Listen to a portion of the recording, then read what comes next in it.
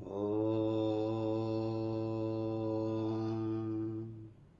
सहनावतु सहनो भुनक्तु सह वीर्यं करवावहि तेजस्विनावधीतमस्तु मा विद्विषावहि। सभी को नमस्ते। प्यारे बच्चों, पिछली वीडियो में हमने क्लास 10th मैथमेटिक्स की यूनिट 10 सर्कल्स की एक्सरसाइज 10.1 कर ली थी। आज हम एक्सरसाइज 10.2 करेंगे। एक्सरसाइज 10.2 शुरू करने से पहले एक दो बातें मैं आपसे पूछना चाहता हूँ। मान लेते हैं एक सर्कल है और इसके अंदर कोई पॉइंट है। ये तो इसका सेंटर है, ये मान लेते हैं कोई पॉइंट P है। अब मैं पूछूं कि इस पॉइंट से इस सर्कल की टेंजेंट खींचिए, या इस पॉइंट से इस सर्कल की कोई स्पर्श रेखा खींचिए। तो इस पॉइंट से हम जो भी लाइन खींचते हैं, जैसे ये लाइन खींच दी, या ये लाइन खींची, या ये लाइन खींच दी, या ये लाइन खींच दी, क्या कोई ऐसी लाइन है जो इस सर्कल की टेंजेंट है? ऐसा संभव नहीं है। यदि कोई पॉइंट सर्कल के इंटीरियर में दिया हुआ हो तो उससे एक भी टेंजेंट यानी स्पर्श रेखा नहीं खींची जा सकती। अब यही बात मैं दोबारा पूछता हूं कि एक सर्कल है और उसके ऊपर एक पॉइंट दिया हुआ है, सर्कल पर एक पॉइंट दिया हुआ है, इससे कोई स्पर्श रेखा खींचो तो हम बड़े आराम से खींच सकते हैं। भाई, ये जो लाइन खींच दी, ये इसकी टेंजेंट है, ये इसकी स्पर्श रेखा है। इसका मतलब ये हुआ कि यदि सर्कल पर कोई पॉइंट है तो उससे हम एक वन एंड ओनली वन, ये भी ध्यान रखना, एक पॉइंट पर हम केवल एक ही टेंजेंट खींच सकते हैं, और कोई टेंजेंट खींचनी है तो वो किसी दूसरे पॉइंट पर खींची जाएगी, या और कोई खींचनी है तो वो किसी तीसरे पॉइंट पर खींची जाएगी। ठीक है। तो अब ये भी ध्यान रखना है कि किसी भी सर्कल में यदि सर्कल पर कोई पॉइंट दिया गया है तो उस पर केवल एक स्पर्श रेखा खींची जा सकती है। अब एक प्रश्न और, कोई सर्कल है और इस सर्कल के बाहर कोई पॉइंट दिया हुआ है, मान लेते हैं ये पॉइंट दिया P। अब ये पूछा जाए कि इससे स्पर्श रेखाएं खींचो, इससे टेंजेंट खींचो, तो हम खींच सकते हैं बड़े आराम से। एक तो हमने ये खींच दी, और यहां से हम एक स्पर्श रेखा और भी खींच सकते हैं। तो यदि सर्कल के बाहर कोई पॉइंट हो, एक्सटीरियर में कोई पॉइंट हो, तो उससे हम मैक्सिमम 2 टेंजेंट खींच सकते हैं। केवल 2 स्पर्श रेखाएं ही बना सकते हैं, 2 से ज्यादा नहीं बना सकते। ठीक है। ये बात हमने पहले कर ली थी कि यदि जो सेंटर होता है और जो कांटेक्ट पॉइंट होता है टेंजेंट का, उस कांटेक्ट पॉइंट पर ये जो रेडियस है ये राइट एंगल बनाती है। ये हमने पिछली वीडियो में भी बता दिया था। ठीक है। अब एक प्रश्न ये है कि क्या जो ये पी क्यू और पी आर जो टेंजेंट खींची गई हैं, क्या ये इक्वल होती हैं या नहीं होती हैं? दूसरी बात ये ध्यान रखनी है तुमने, जो ये टेंजेंट होती है उसकी जो लेंथ होती है वो इस कांटेक्ट पॉइंट से इस पॉइंट तक ही होती है। हम आगे कितने भी खींच लें वो इसकी लेंथ नहीं है, इस कांटेक्ट पॉइंट तक ही इसकी लेंथ होती है, इस कांटेक्ट पॉइंट तक ही इसकी लेंथ होती है। यानी यदि हमने प्रूव करना पड़े कि पी क्यू और पी आर इक्वल हैं तो हम इसको यहीं तक मानते हैं, लेंथ ये इसकी यहीं तक है। ठीक है। तो अब हम इसको प्रूव भी कर सकते हैं कि यदि सर्कल के एक्सटीरियर में कोई पॉइंट दिया हुआ हो और उससे 2 टेंजेंट्स बनाई गई हो तो उनकी टेंजेंट्स की लेंथ इक्वल होती है। ये है, जैसे इसमें थ्योरम है, ये the lengths of tangents drawn from an exterior point to a circle are equal. ये कह रहे हैं कि यदि सर्कल में एक्सटीरियर पॉइंट से 2 टेंजेंट्स बनाई जाएं, मान लेते हैं P है एक्सटीरियर पॉइंट, O इसका सर्कल का सेंटर है, और ये 2 पॉइंट हैं Q और R, ये जो कॉन्टैक्ट पॉइंट्स हैं। तो हमने प्रूव करके दिखाना है कि ये जो लेंथ है PQ और ये लेंथ PR इक्वल है। ठीक है, गिवन में आप लोग लिख लेंगे in a circle PR and PQ are tangents. Prove हमने क्या करना है, प्रूव करना है कि जो ये लेंथ है दोनों टेंजेंट्स की PQ और PR ये इक्वल है, PQ और PR इक्वल है। इसमें थोड़ी सी कंस्ट्रक्शन कर लेते हैं।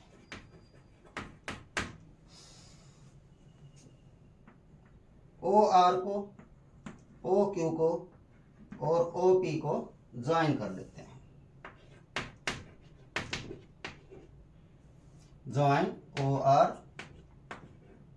OQ एंड OP, ये ज्वाइन कर लिया भाई। यदि हम इसको ज्वाइन कर लेते हैं तो हमारे पास 2 ट्रायंगल बन गई हैं। एक ट्रायंगल है OPQ, एक ट्रायंगल है OPR। और यदि आप ध्यान देंगे तो दोनों में ही ये राइट एंगल है। क्यों राइट एंगल है भाई? क्योंकि टेंजेंट रेडियस पर परपेंडिकुलर होती है। ठीक है, because PQ and PR are tangents, therefore PR perpendicular है किस पर भाई? OR पर। उल्टा भी लिख सकते हैं, OR परपेंडिकुलर है PR पर, और PQ परपेंडिकुलर है OQ पर। ठीक है भाई, क्योंकि टेंजेंट्स होती हैं तो वो रेडियस के साथ परपेंडिकुलर बनाती हैं। अब यदि परपेंडिकुलर है तो ये एंगल और ये एंगल दोनों 90 डिग्री के हैं, यानी इक्वल हैं। तो अब हम ये दो जो ट्रायंगल हैं इनको लेकर के चलते हैं। हमने प्रूव करना है कि ये साइड और ये साइड इक्वल हैं। ये कब हो सकता है? जब हम इस ट्रायंगल को और इस ट्रायंगल को कॉन्ग्रुएंट प्रूव कर दें, क्योंकि कॉन्ग्रुएंट ट्रायंगल्स के सभी कोरस्पॉन्डिंग एंगल्स इक्वल होते हैं। तो ये दो ट्रायंगल ले लेते हैं। In triangle OPQ and triangle OPR, ये ट्रायंगल और ये ट्रायंगल, इनमें क्या क्या इक्वल है भाई? एक तो हमें पता है कि एंगल 1 इक्वल टू एंगल 2 है, बोथ 90 डिग्री है भाई। और क्या इक्वल है? OP इक्वल टू OP है। ये क्यों है भाई? कॉमन है। ध्यान दें, इस ट्रायंगल की भी साइड OP है, इस ट्रायंगल की भी साइड OP है, तो वो तो कॉमन होगी ही होगी। और क्या कॉमन है? OQ और OR भी कॉमन है।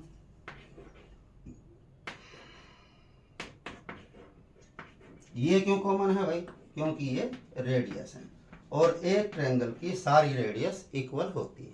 ठीक है, अब हमने देखा एक राइट एंगल इक्वल है और दो साइड इक्वल हैं। उनमें जो दो साइड हैं उनमें 90 डिग्री सामने जो साइड होती है उसको हाइपोटेन्यूज बोलते हैं। यानी एक साइड इक्वल हो गई, एक हाइपोटेन्यूज इक्वल हो गया और एक राइट एंगल इक्वल हो गया। तो हम कह सकते हैं कि ट्रायंगल OPQ कॉन्ग्रुएंट है ट्रायंगल OPR के। किससे भाई? RHS से, राइट एंगल हाइपोटेन्यूज साइड। ठीक है, और जब दो ट्रायंगल कॉन्ग्रुएंट होती हैं तो उनके सारे कोरस्पॉन्डिंग साइड्स, सारे कोरस्पॉन्डिंग एंगल्स इक्वल होती हैं। यानी इसकी साइड PQ और इसकी साइड PR इक्वल होंगे। यानी therefore PQ equal to PR। इसको बोलते हैं CP/CT, corresponding parts of congruent triangles. ठीक है भाई, अक्सर ये थ्योरम पेपर में भी आ जाती है, इसलिए इसको ध्यान से समझ लें, कर लें। इसका इक्वल करने का एक और तरीका है, मैं वो भी बताता हूं आप लोगों को।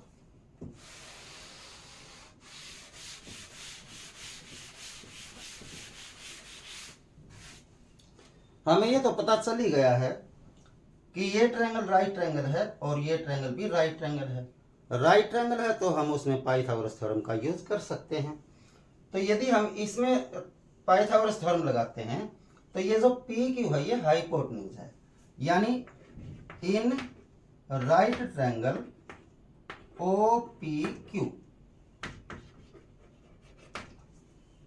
Right triangle O P Q है 90 डिग्री है सामने, ये हाइपोटेन्यूज है। हमें पता है पाइथागोरस थ्योरम में क्या होता है भाई, हाइपोटेन्यूज का square equal to base square,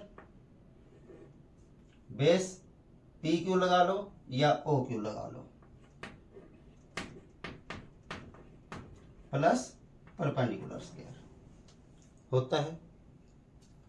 बिल्कुल ऐसे ही इस ट्रायंगल में भी हम कह सकते हैं। इसको नंबर 1 डालते हैं। अब लेते हैं in right triangle O P R. अब इस राइट ट्रायंगल में भी ये हाइपोटेन्यूज है, यानी हम कह सकते हैं O P square equal to इसका स्क्वायर प्लस इसका स्क्वायर, यानी P R square plus O R square. ये नंबर 2 हो गया भाई। अब एक बात और भैया, ये जो हैं ओ क्यू और ओ आर ये भी इक्वल हैं। ये क्यों इक्वल है भाई, O Q equal to O R क्यों है भाई, क्योंकि ये रेडियस है। ठीक है, इसको नंबर 3 डालो। अब देखो फ्रॉम 1 2 एंड 3, 1 और 2 में तो क्या है, ओपी स्क्वायर यानी लेफ्ट हैंड साइड इक्वल है तो राइट हैंड साइड भी इक्वल हो जाएगी। लेकिन नंबर 3 में देखो ओ क्यू और ओ आर इक्वल है, यानी ये जो ओ आर है या ये ओ क्यू है, इन दोनों में से हम किसी एक को चेंज कर सकते हैं। ओ क्यू की जगह हम ओ आर रख सकते हैं या ओ आर की जगह हम ओ क्यू रख सकते हैं, कोई सा भी रख लो भाई। तो हम मान लेते हैं यहाँ ओ क्यू की जगह ओ आर रख लेते हैं, तब ये क्या हो जाएगा, नंबर 1 2 3 से ये तो साइड इक्वल हो गई, तो ये साइड भी इक्वल है। लेकिन नंबर 3 से ओ क्यू को हम लिख सकते हैं ओ आर। इसको यदि हम ओ आर लिखते हैं तो इसका स्क्वायर है तो हमने इसका भी स्क्वायर लगाना है, plus P Q square equal to ये ऐसे कैसे P R square plus O R square. ठीक है भाई, ओ आर स्क्वायर इधर भी ओ आर स्क्वायर, इसको उधर करेंगे तो माइनस हो जाएगा, यानी ये हो जाएगा कैंसिल। बाकी बच गया हमारे पास P Q square equal to P R square, और दोनों तरफ का हम स्क्वायर रूट करते हैं तो क्या आ जाएगा, P Q equal to P R. और यही हमने प्रूव करना था, पी क्यू और पी आर इक्वल है। तो दोनों तरीकों से आप लोग किसी भी तरीके से इसको प्रूव कर सकते हो, ये आपकी इच्छा के ऊपर निर्भर है। ठीक है भाई, तो ये थोड़ी सी इंट्रोडक्शन थी इस एक्सरसाइज से पहले। अब आते हैं एक्सरसाइज 10.2 पर।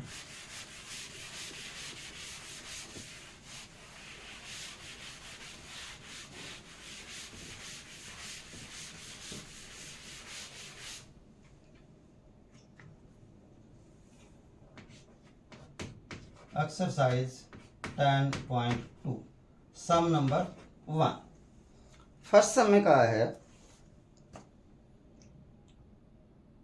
From a point Q the length of the tangent to a circle is 24 centimetre. ये कह रहा है एक सर्कल है, कोई एक पॉइंट है, बाहर है क्योंकि इन्होंने टेंजेंट की लेंथ दी है, बाहर कोई पॉइंट Q है, the length of the tangent of a circle है 24 सेंटीमीटर। ये पॉइंट Q है और ये एक टेंजेंट है, यहां तक होती है, और इसकी लेंथ दी है 24 सेंटीमीटर।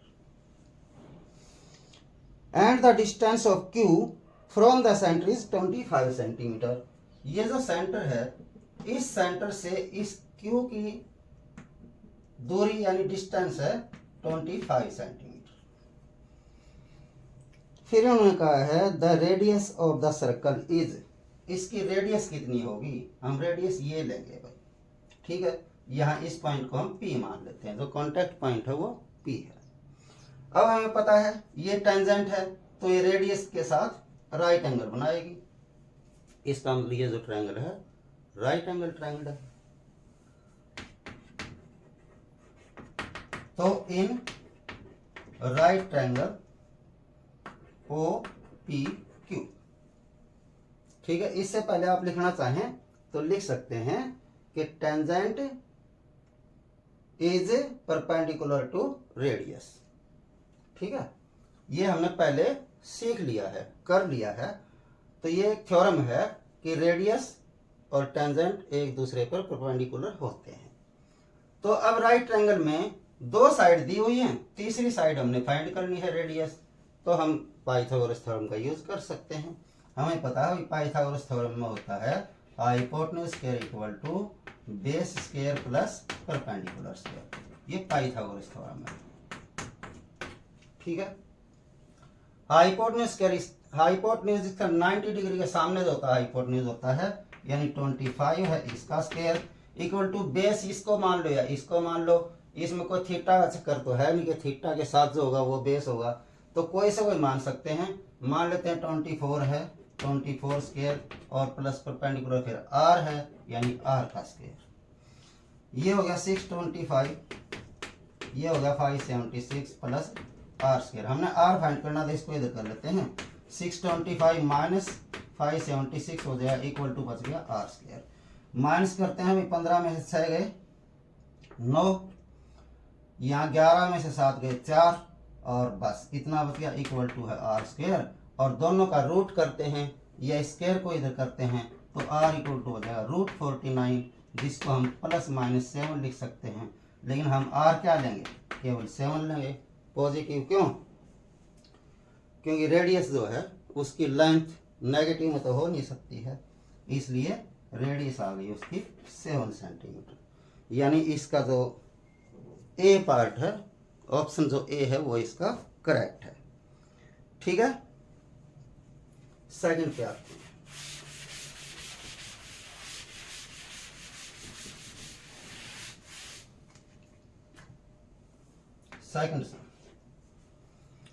सेकंड में कहा है इन फिगर दिस, फिगर बनाया हुआ भाई, बना लेते हैं हम भी। ये दिया हुआ है, यहां से दो टेंजेंट हैं,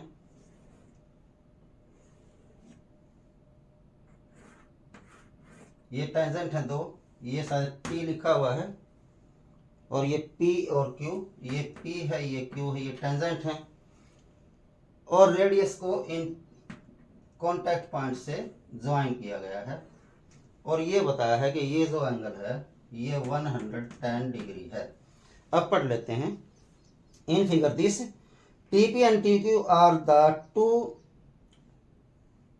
tangents to a circle with center O, so that angle POQ equal to 110 degree. Then angle PTQ is equal to angle PTQ, ये कितना है ये हमने बताना है, ये एंगल कितना है ये हमने बताना है। बहुत ईजी है, मौखिक है भाई, और नहीं कर सकते हैं। क्यों भाई? एंगल 190 डिग्री है, क्यों है? ये टेंजेंट है, ये रेडियस है, टेंजेंट रेडियस पर परपेंडिकुलर होती है। एंगल 2 भी 90 डिग्री है, क्योंकि ये टेंजेंट है और ये रेडियस है, रेडियस टेंजेंट पर परपेंडिकुलर होती है। यानी ये 90 है, ये 90 है, ये 110 है, 10 है, और ये जो एक क्वाड्रिलेटरल है, और क्वाड्रिलेटरल के सारे 4 एंगल का सम होता है 360। तो 360 में से 90 ये और 110 ये माइनस कर देंगे तो आ जाएगा भाई एंगल PTQ। हम डायरेक्ट कर सकते हैं एंगल PTQ इक्वल टू, क्योंकि ये ऑप्शनल है, ऑप्शन दे रखे हैं इसमें, तो हम डायरेक्ट इसमें कर सकते हैं। 360 में से माइनस कर देंगे हम, ये 110, ये 90 और ये 90। ये हो गए भाई 11, 9, 20 और 9, 29 to 90, कितना बच गया भाई 70। तो एंगल पी टी को आ गया 70 डिग्री, यानी इसका option B is correct. Third पे आते हैं।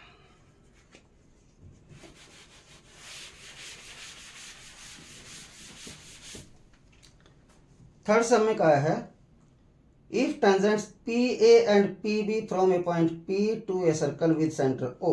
चलो हम पहले टेंजेंट्स बना लेते हैं। ये एक सर्कल है जिसका सेंटर ओ है और ये पॉइंट पी है और इससे एक टेंजेंट है पी टी और पी क्यू, नहीं P A and P B. ये पी ए हो गया और ये पी बी हो गया, ये कॉन्टैक्ट पॉइंट है ए और बी।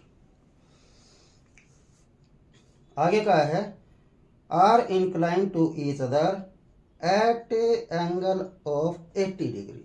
ये कहा जो दोनों टेंजेंट्स हैं ये यहाँ पर जहाँ मिलती हैं, ये जो एंगल है ये 80 डिग्री है।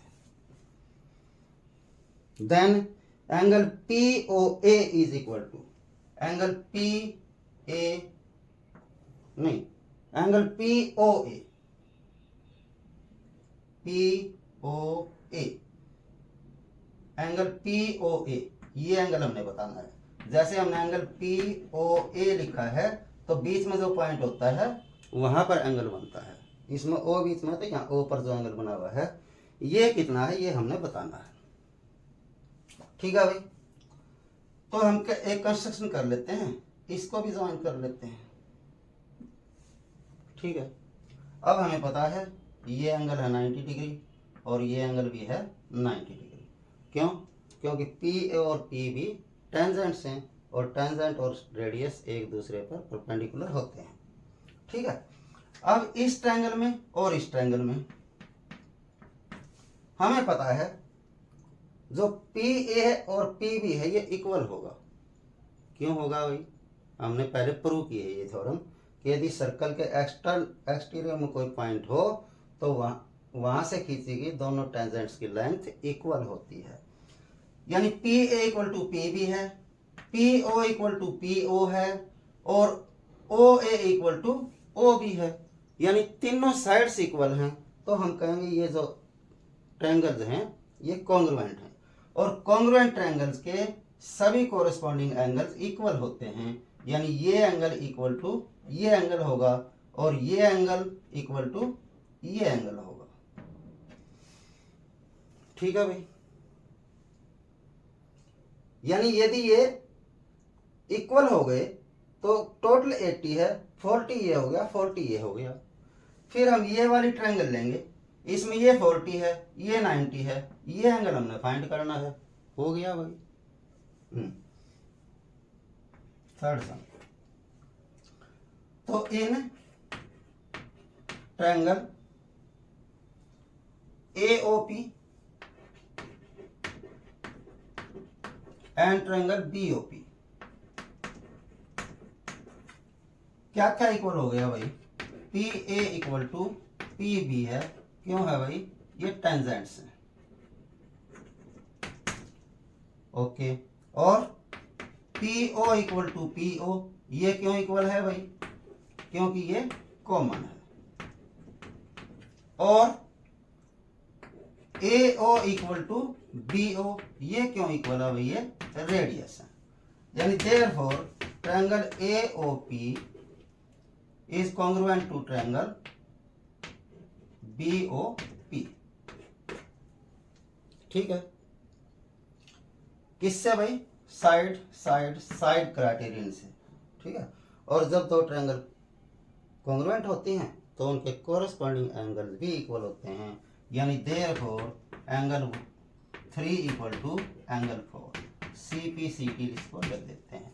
ऐसे एंगल 1 इक्वल टू एंगल 2 भी है, लेकिन उसकी हमें आवश्यकता नहीं है। और ये जो दोनों हैं ये हो गए पूरे एंगल का हाफ हाफ, यानी एंगल 3 इक्वल टू एंगल 4 दोनों किसके इक्वल हैं? हाफ एंगल APB के। यानी एंगल 3 और एंगल 4 दोनों कितने हो गए? 80 का हाफ यानी 40 डिग्री।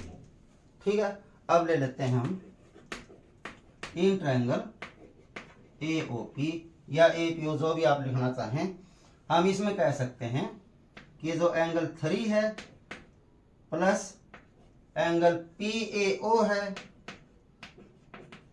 प्लस एंगल AOP है इक्वल टू होगा 180 डिग्री। क्यों भाई? जो ट्रायंगल के तीनों एंगल्स होते हैं उनका सम 180 होता है। यानी हम ये भी लिख सकते हैं यहाँ पर सम ऑफ एंगल्स ऑफ ट्रायंगल। ठीक है भाई। एंगल 3 हमने 40 डिग्री प्रूव कर लिया है प्लस एंगल PAO 90 डिग्री है और प्लस एंगल AOP हमने फाइंड करना है इक्वल टू 180। ये हो गया 130। यानी एंगल AOP इक्वल टू 180 तो है ही, इसको उधर करेंगे तो -130 हो जाएगा इक्वल टू आ जाएगा 50 डिग्री। यानी ये जो एंगल है ये 50 डिग्री है। यही हमने पता करना था, यानी इसका ऑप्शन ए करेक्ट है। अब आते हैं फोर्थ सम पर।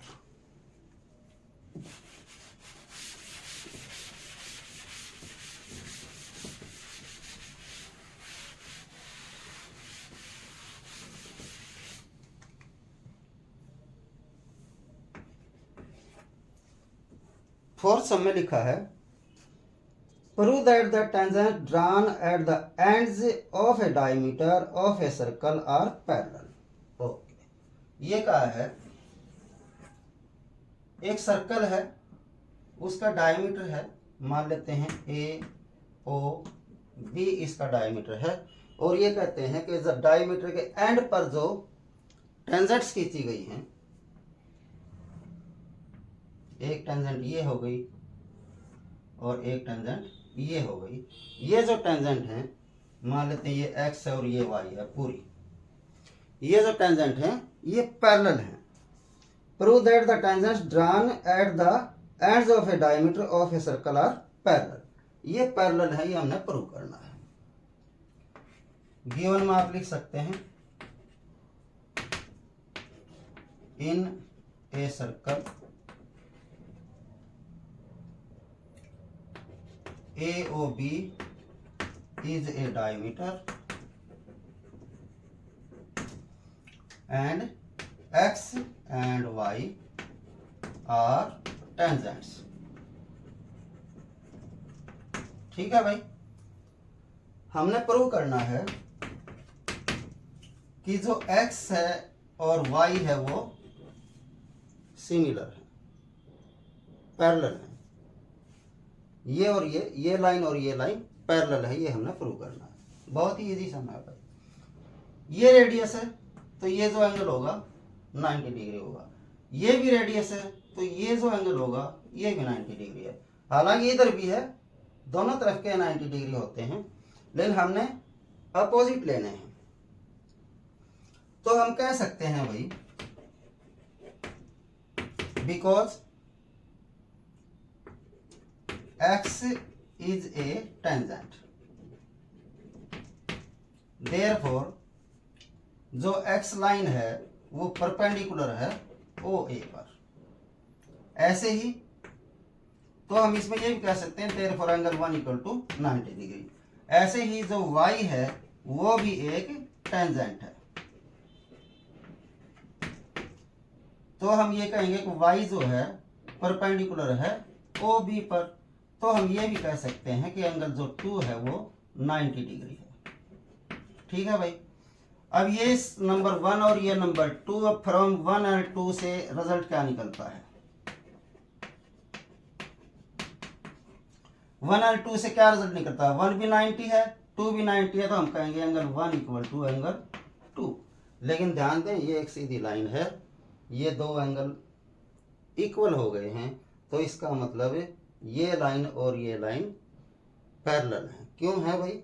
क्योंकि जब दो लाइन पैरेलल होती हैं, एक ट्रांसवर्सल होती है, तो उनके जो अल्टरनेट एंगल इक्वल होते हैं। अब इसका ऑपोजिट ये हो गया कि यदि अल्टरनेट एंगल इक्वल हैं तो लाइन भी पैरेलल हैं। तो हम यहां ये भी लिख सकते हैं but these are alternate angle.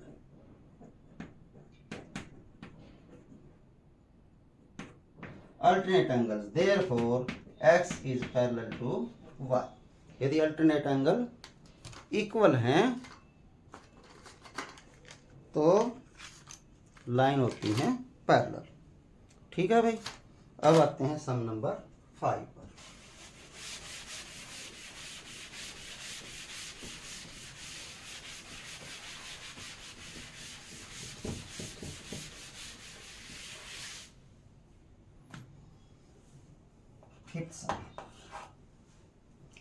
Fifth सम में लिखा है prove that the perpendicular at the point of contact to the tangent of a circle passes through the center। लो जी, prove that the perpendicular at the point of contact to the tangent of a circle passes through the center। लो, ये एक circle है, ये इसका contact point है और ये इसकी टेंजेंट है। मान लेते हैं ये पॉइंट P है, ये इसका सेंटर है।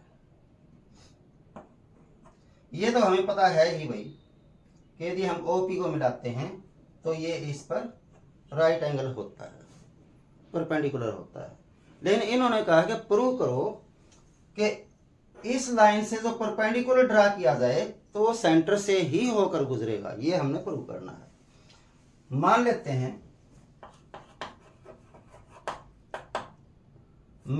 हैं यहां से कोई लाइन खींची हमने, PO' मान लेते हैं, और मान लेते हैं कि ये जो लाइन है इस टेंजेंट पर, मान लेते हैं टेंजेंट x है, इस पर परपेंडिकुलर है।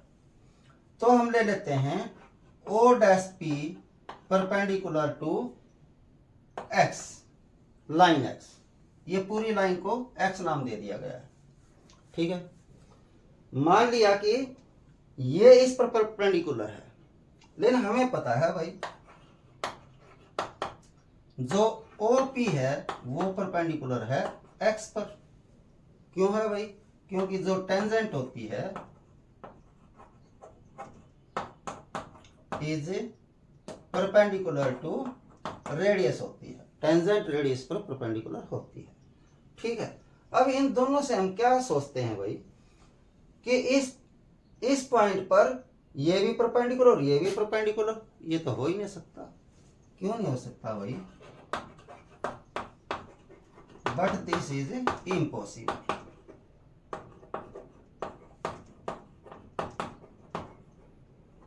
क्यों नहीं हो सकता भाई?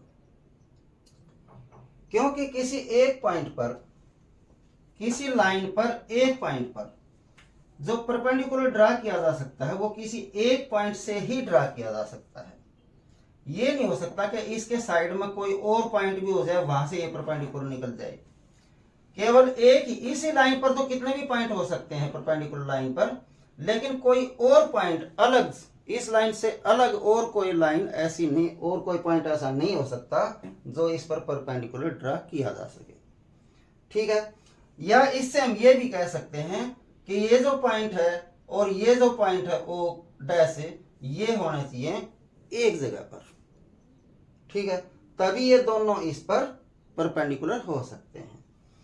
तो क्या होगा भाई? देयरफॉर जो परपेंडिकुलर है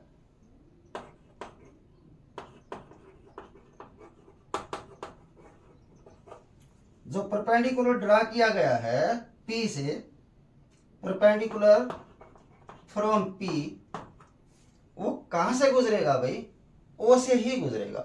वो O' से भी गुजर सकता है यदि वो O' हो O की जगह पर ही। यानी तो पहले एक लाइन लिख लेते हैं।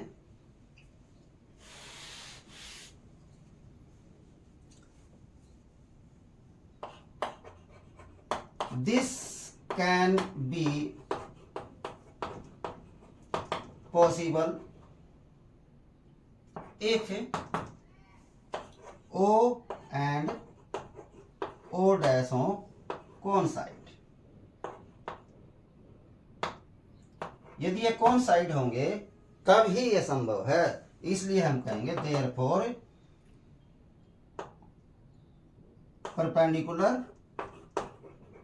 फ्रॉम पी इज, गुजरने को इसमें लिखा है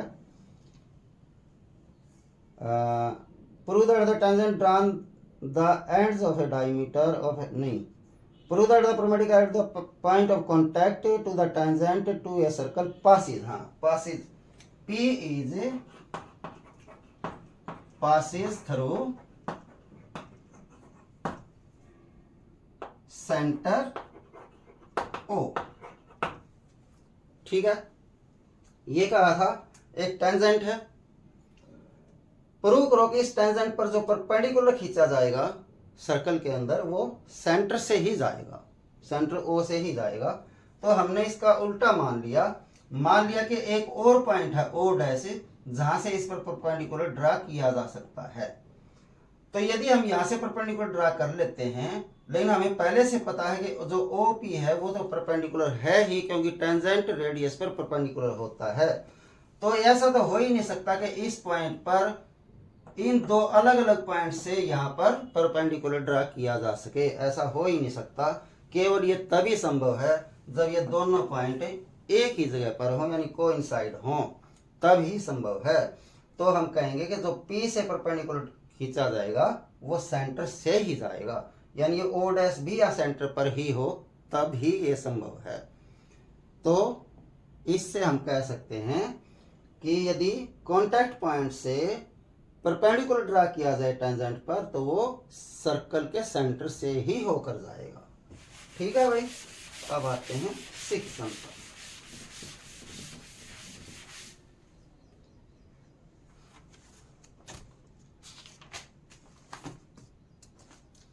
सिक्स सम में लिखा है the length of a tangent from a point at distance 5 centimetre. लो जी,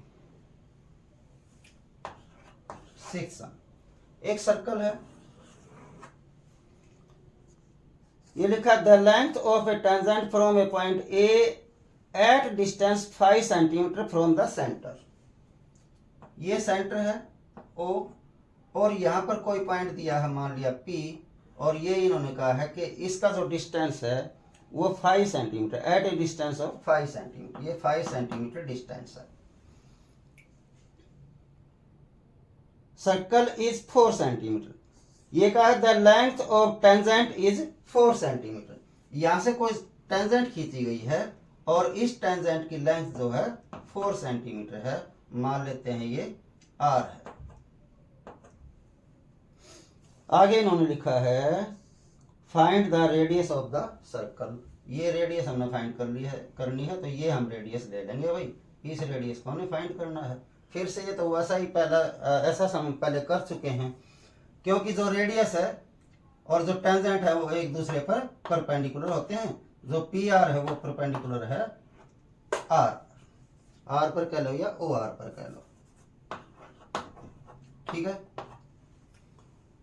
तो यदि यह परपेंडिकुलर है तो ये बन गई एक राइट ट्रायंगल, और राइट ट्रायंगल में हम पाइथागोरस थ्योरम का यूज कर ही सकते हैं भाई।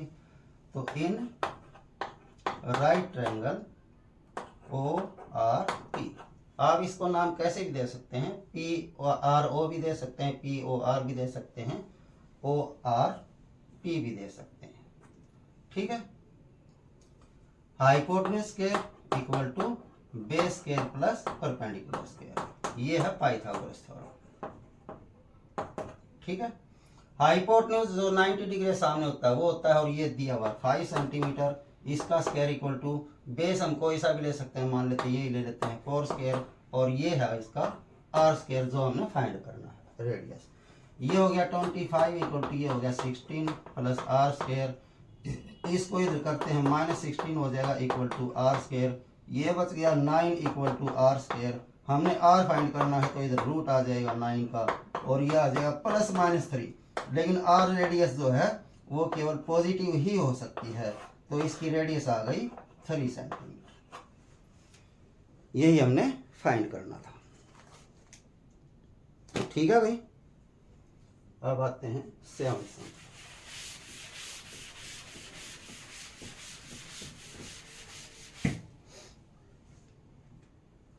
सेवंथ सम लिखा है 2 concentric circles are of radius 5 centimetre and 3 centimetre. एक ही सेंटर से 2 सर्कल खींचे गए, एक ये सर्कल है, एक ये सर्कल है, और इन्होंने कहा है कि जो ये सर्कल है इसकी रेडियस 3 सेंटीमीटर है और जो ये सर्कल है इसकी रेडियस 5 सेंटीमीटर है। आगे लिखा है find the length of the code of the larger circle which touches the smaller circle. ये जो लार्जर सर्कल है इससे एक कोड खींची गई है, लेकिन साथ में ये भी कहा है कि ये जो कोड है इस स्मॉलर सर्कल को टच करती है। टच करने का मतलब ये हो गया भाई कि ये इसकी टेंजेंट है। मान लेते हैं कोड ए भी है और ये सी पर इसको टच कर रही है। ओ जो है सेंटर है दोनों सर्कल्स का। आगे लिखा है इन्होंने 7th सम में find the length of the code. हाँ, इस कोड की लेंथ हमने फाइंड करनी है, यानी ए बी हमने फाइंड करना है। 7th सम फाइंड करना है ए बी की लेंथ कितनी है। ठीक है भाई, ऐसा कर लेते हैं। ये जो ट्रायंगल है क्योंकि ये टेंजेंट है तो ये रेडियस पर होगी परपेंडिकुलर।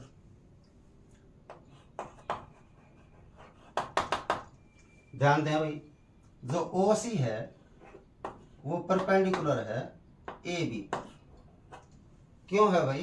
क्योंकि जो टेंजेंट होती है वो परपेंडिकुलर होती है रेडियस पर।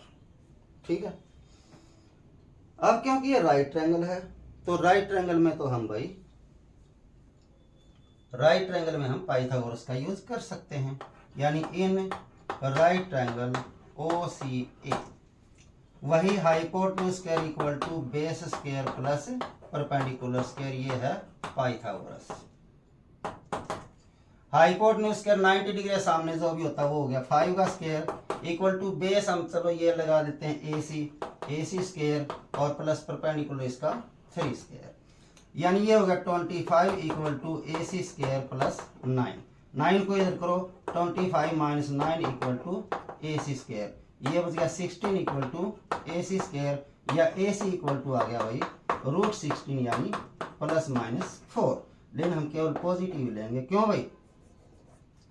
क्योंकि radius can not be negative, तो ए सी आ गया हमारा 4, ये आ गया हमारा 4 भाई। ठीक है, अब जरा ध्यान दें, वैसे तो हमें पहले भी पता है कि जो सर्कल होता है किसी भी सर्कल में कोड पर सेंटर से परपेंडिकुलर ड्रा किया जाए तो उस कोड को 2 इक्वल पार्ट्स में डिवाइड करता है। 9th क्लास में भी आपने सीखा होगा। नहीं तो हम इसको प्रूव भी कर सकते हैं। देखो, हम इसको यदि ओ बी को मिला लें तो ये जो दो ट्रायंगल बनते हैं इनको हम कॉन्ग्रुएंट प्रूव कर सकते हैं। कैसे? ओ A equal to O B होगा। क्यों होगा भाई? रेडियस है बड़े वाले सर्कल की। ओ सी इक्वल टू ओ सी होगा। क्यों होगा भाई? कॉमन है। और ये एंगल इक्वल टू ये एंगल, क्यों होगा भाई? दोनों 90 डिग्री हैं, तो हम कहेंगे आर एच एस से दोनों ट्रायंगल कॉन्ग्रुएंट हैं, और कॉन्ग्रुएंट है तो उनकी सभी कॉरस्पॉन्डिंग साइड भी इक्वल होंगी, यानी ए सी इक्वल टू सी बी भी होगा। ठीक है, यह हम ये कह सकते हैं जो ए सी है ये जो है ए बी का हाफ है, यानी ये जो है हाफ ए बी है इक्वल टू 4। क्यों है भाई? क्योंकि परपेंडिकुलर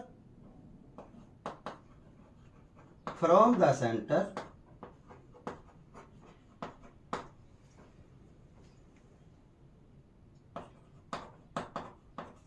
बाइसेक्ट द कोड।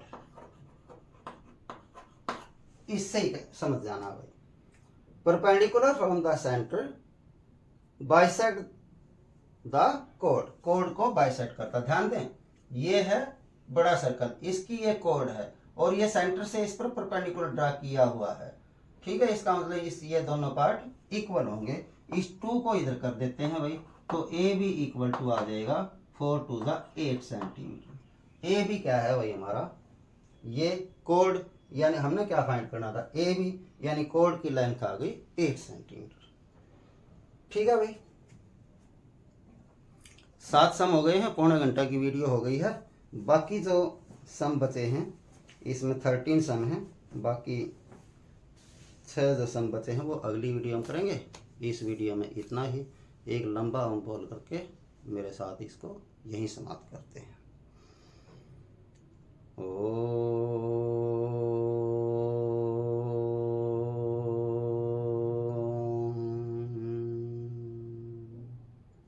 सभी को नमस्ते।